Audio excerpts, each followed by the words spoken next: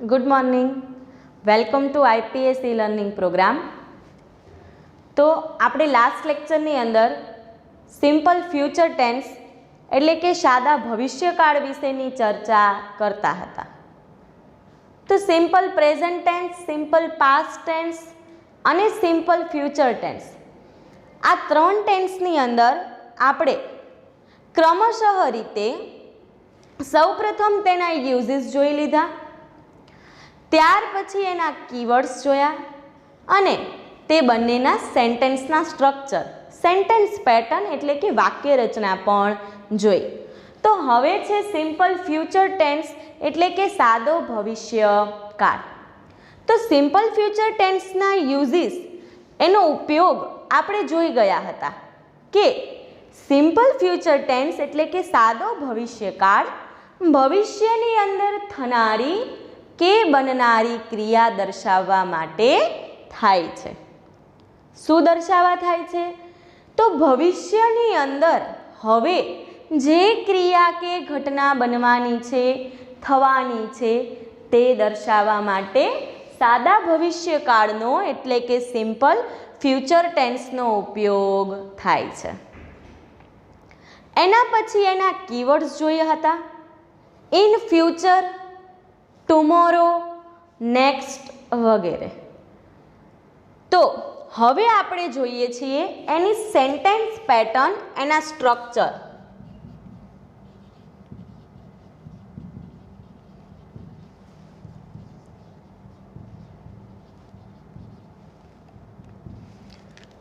જેને કહેવાશે વાક્ય રચના।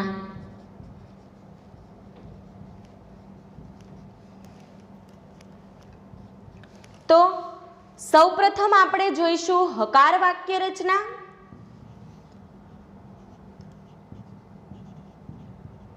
એટલે કે વિધાન વાક્ય રચના। તો હકાર વાક્ય રચનાની અંદર સૌપ્રથમ શરૂઆત થશે કર્તાથી, કર્તા વત્તા ક્રિયાપદ। તો જુઓ, અહીંયા પણ આપણે સહાયકારક ક્રિયાપદ ટુ બીના રૂપોનો ઉપયોગ કરીશું। તો આપણે જોઈ ગયા હતા કે ટુ બીના ભવિષ્યકાળના બે રૂપ છે, શેલ એન્ડ વિલ।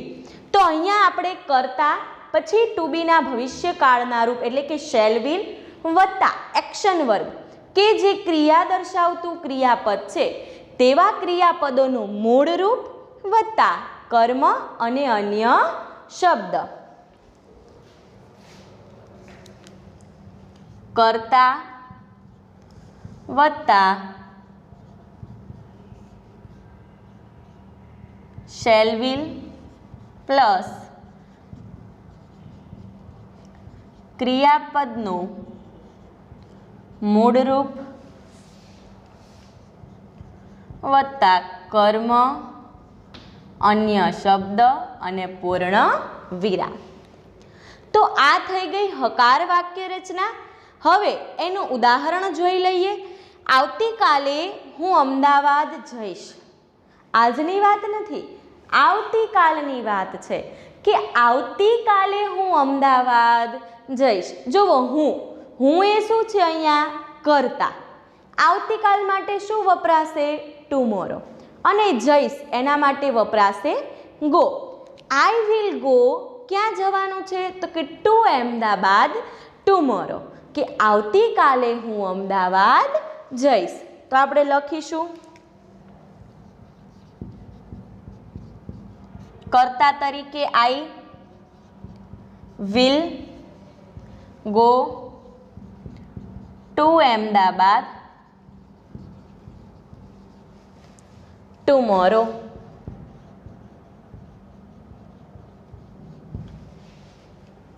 હવે બીજું વાક્ય લઈએ કે હું આવતા અઠવાડિયે મીટિંગ એટેન્ડ કરીશ। બરાબર?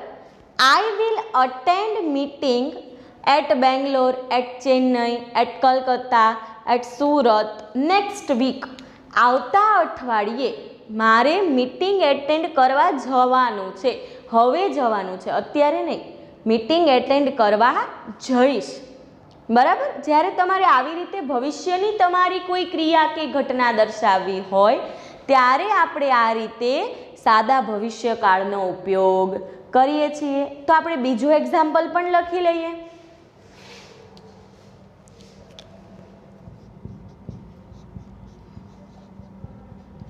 I will attend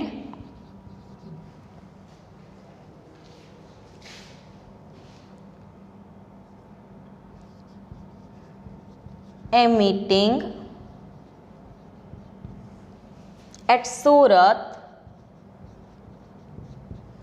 next week, એટલે કે આવતા અઠવાડિયે.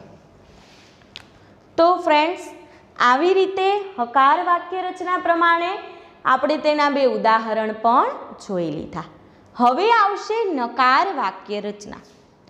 તો નકાર વાક્ય બનાવવા માટે મેં તમને કહ્યું હતું કે વાક્યની અંદર આવતા જે સૌપ્રથમ ક્રિયાપદ હોય એના પછી આપણે નોટ મૂકવું પડે.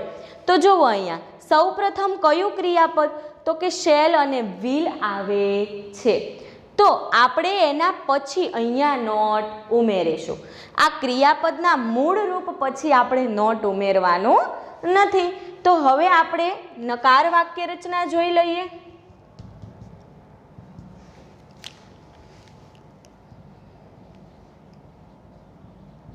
Negative sentence pattern.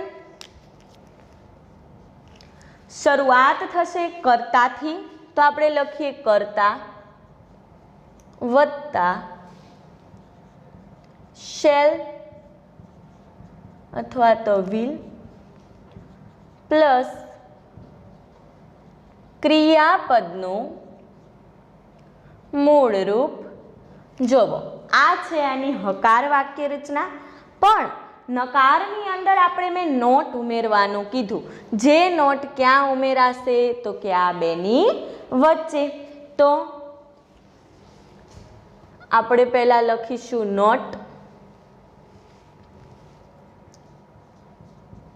હવે આવશે ક્રિયાપદનું મૂળ રૂપ વત્તા કર્મ, અન્ય શબ્દ અને પૂર્ણવિરામ. હવે આના પણ આપણે ઉદાહરણ જોઈ લઈએ. તો ફર્સ્ટ ઓફ ઓલ આપણે જે હકાર વાક્યમાં લીધેલું છે એ જ સેન્ટેન્સનું આપણે નકાર વાક્ય બનાવીશું. તો અહીંયા વિલ પછી નોટ મૂકવાનું રહેશે. I will not go to Ahmedabad tomorrow. તો આ થઈ જશે એનું નકાર વાક્ય. I will not go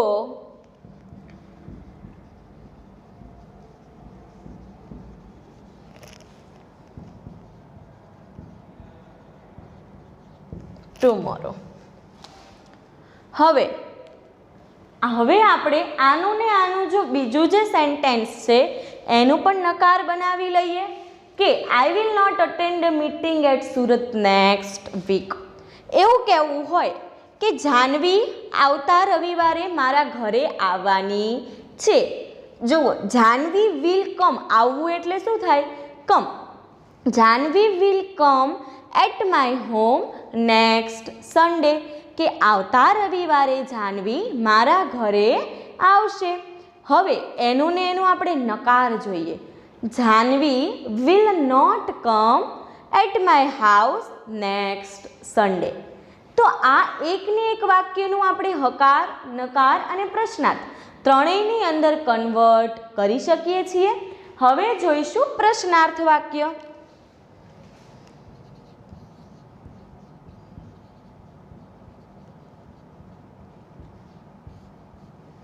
ચલો, પહેલા પણ મેં તમને સમજાવ્યું હતું એમ કે વાક્યની અંદર જે ક્રિયાપદ હોય, એક્શન વર્બ નથી કીધું મેં, ક્રિયા દર્શાવતું ક્રિયાપદ નહીં, પરંતુ એ સિવાય જે આપણે સહાયકારક ક્રિયાપદ ટુ બીના રૂપનો ઉપયોગ કરેલો છે એને આપણે વાક્યની આગળ લાવવાનું છે અને છેલ્લે પ્રશ્નાર્થ ચિહ્ન મૂકવાનું છે. તો આવી રીતે જ્યારે તમે વાક્યમાં થોડોક ફેરફાર કરશો એટલે એ વાક્ય પ્રશ્નાર્થ વાક્યમાં રૂપાંતર થઈ જશે કે વાક્યની અંદરથી જે આ શેલ વિલ છે એ શેલ વિલને આપણે લાવીશું વાક્યની આગળ. તો વાક્યની આગળ મૂકી દઈશું શેલ એન્ડ વિલ. હવે આખું વાક્ય એમનું એમ જ લખવાનું છે, પરંતુ છેલ્લે એક પ્રશ્નાર્થ ચિહ્ન આપણે ઉમેરવાનો રહેશે. શેલ વિલ પ્લસ કર્તા પ્લસ ક્રિયાપદનું મૂળ રૂપ વત્તા કર્મ, અન્ય શબ્દ અને પ્રશ્નાર્થ ચિહ્ન. તો આવી રીતે આપણે પ્રશ્નાર્થ વાક્ય બનાવીએ છીએ. આપણે આગળ પણ જોયું હતું સિમ્પલ પ્રેઝન્ટ ટેન્સની અંદર આપણે ડુ ડઝને વાક્યની આગળ લાવ્યા હતા. સિમ્પલ પાસ્ટ ટેન્સની અંદર આપણે ડીડ લીધું હતું અને હવે સિમ્પલ ફ્યુચર ટેન્સની અંદર આપણે શેલ વિલને આગળ લીધેલું છે. તો આનું ને આનું આપણે ઉદાહરણ જોઈ લઈશું કે શું આવશે પહેલા વિલ. હવે જુઓ આપણને પ્રશ્ન ન પૂછતા હોય, સામેવાળાને આપણે જ્યારે પ્રશ્ન પૂછીએ છીએ ત્યારે તમે એવો આપણે ઉપયોગ કરીએ છીએ, બરાબર ને? શું તમે આવતીકાલે અમદાવાદ જવાના છો? તમે.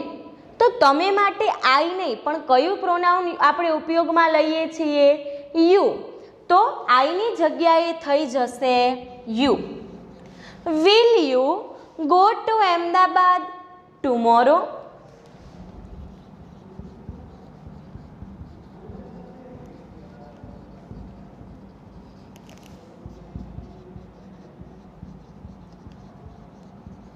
જો will you go to Ahmedabad tomorrow? શું તમે આવતીકાલે અમદાવાદ જવાના છો? તો આપણે જવાબ આપીએ યસ આઈ વિલ ગો. હા હું જવાની છું. અથવા તો નો આઈ વિલ નોટ, કે ના હું જવાની નથી. તો આ થઈ એની પ્રશ્નાર્થ વાક્ય રચના. આપણે અહીંયા જે બીજું એક્ઝામ્પલ લીધું હતું એનું પણ આપણે પ્રશ્નાર્થ વાક્ય બનાવીએ. Will you attend meeting at Surat next week? Question mark. ફરીથી વિલને ક્યાં લાવીશું? વાક્યની આગળ.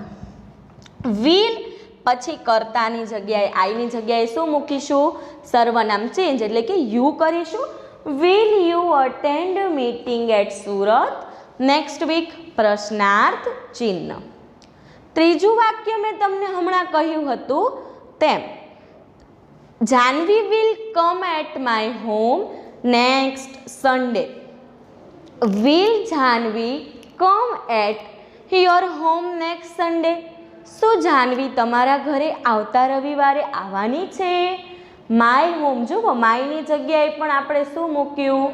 યોર. તો જ્યારે પણ તમે આવી રીતે વાક્ય બનાવતા હોવ ત્યારે વાક્ય કયા અર્થમાં છે અને તે રીતે થોડો ઘણો સર્વનામ એટલે કે પ્રોનાઉનની અંદર પણ તમારે ચેન્જ કરી નાખવાનો. પરંતુ એવું અત્યારે તમારે બહુ ઓછું આવશે. તો મેઇન અત્યારે તમારે સિમ્પલ ફ્યુચર ટેન્સના ઉપયોગો, એના કીવર્ડ્સ અને એની આ ત્રણેય સેન્ટેન્સ પેટર્ન યાદ રાખવાની છે. હોમવર્કની અંદર હું તમને આપું છું કે સાદા ભવિષ્યકાળ એટલે કે સિમ્પલ ફ્યુચર ટેન્સના તમારે સૌપ્રથમ 5 વાક્યો હકાર બનાવવાના છે. આ 5 વાક્યો તમે હકાર બનાવી નાખો, એના પછી એનું અને એનું આપણે નકાર વાક્ય બનાવીશું અને એનું ને એનો પ્રશ્નાર્થ. તો ટોટલ તમારે આવી રીતે 15 સેન્ટેન્સ થશે, બરાબર? 5 આના, 5 આના અને 5 આના. જો તમે ઈચ્છો તો ત્રણેયના અલગ અલગ બનાવી શકશો અને જો તમને એમ થાય કે ના મારે આને આ સેન્ટેન્સને જ નકાર અને પ્રશ્નાર્થમાં કન્વર્ટ કરવું છે તો તમે એ રીતે પણ બનાવી શકશો. તો અહીંયા આપણો ગ્રામરનો લેક્ચર છેલ્લો જે ટોપિક અત્યારે આપણે લેવાનો હતો સિમ્પલ ફ્યુચર ટેન્સ તે કમ્પ્લીટ થાય છે. તો હવે નેક્સ્ટ લેક્ચરથી આપણે ટેક્સ્ટ બુક સાથે મુલાકાત કરીશું. થોડા ઘણા ટેક્સ્ટના યુનિટ પણ આપણે ચાલુ કરવાના છીએ. તો શક્ય હોય તો પાઠ્યપુસ્તક સાથે લઈને બેસવાનું અને જે પણ કાંઈ હું યુનિટ વાઇઝ દરેક એક્ટિવિટી પ્રમાણે નોટ ડાઉન કરાવું તે કરતું રહેવાનું. ગ્રામરની બુકની અંદર તમારે અત્યારે આટલું નોટ ડાઉન કરી લેવાનું છે અને હોમવર્ક અચૂકપણે કરવાનું છે. તો બસ આજે અહીંયા આપણે પૂર્ણ કરીએ. Thank you.